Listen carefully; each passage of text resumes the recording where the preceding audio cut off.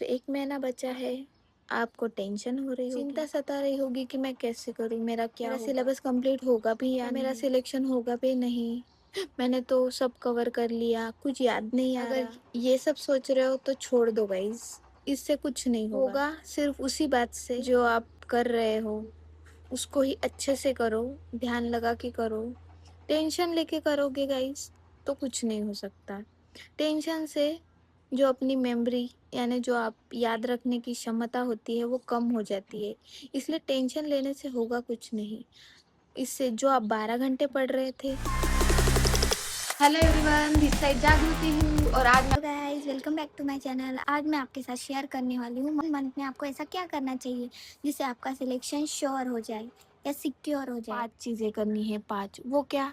First theory, revision, MCQ practice, previous year questions and image based question. अगर ये पांच चीजें आप कर लोगे गाइस तो फॉर श्योर आपका सिलेक्शन हो जाएगा। पॉइंट आता है थियोरी। थियोरी सबसे ज़्यादा इंपॉर्टेंट है गाइस, जो आपके बेसिक कंसेप्ट स्ट्रॉन्ग करती है, वन लाइनर क्वेश्चन में हेल्प करती है, जिससे आप one liner question easily solve कर सकते हो। करना इसलिए भी इम्पोर्टेंट है गाइस क्योंकि ये आपके बेसिक कंसेप्ट स्ट्रॉन्ग करती है और प्री के प्रोस्पेक्टिव से देखा जाए तो 50 ऑफ क्वेश्चन तो वन लाइनर ही होते हैं, जो आपको आने ही चाहिए, जो आपके परसेंटाइल डिसाइड करते हैं गाइस। सेकंड वन आता है एमसीक्यू प्रैक्टिस।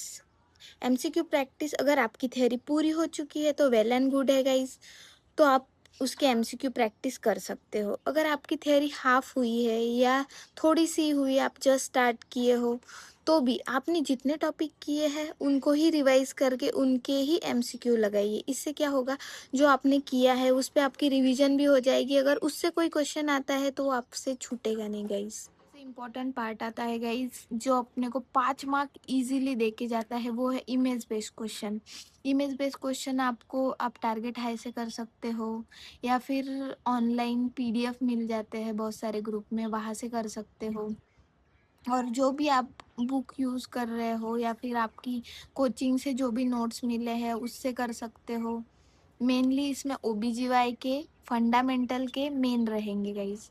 इसके ज़्यादातर इमेज बेस्ड क्वेश्चन पूछे जाते हैं, जैसे फंडामेंटल के इंस्ट्रूमेंट हो गए या कोई प्रोसेस एंडोट्रैकियल ट्यूब हो गया, एनजी ट्यूब हो गया, उसके पार्ट के फोटो या फिर मैनोमीटर वगैरह या फिर किसी मशीन की इमेज, ये सब क्वेश्चन पूछते गए। मॉक टेस्ट करने का सिर्फ एक ही वजह है गाइस, ताकि आपको टाइम मैनेजमेंट आ सके और जो गलतियाँ आपने की है उसका रैशनल आपको पता हो, ताकि वो गलतियाँ एग्ज़ाम में रिपीट ना हो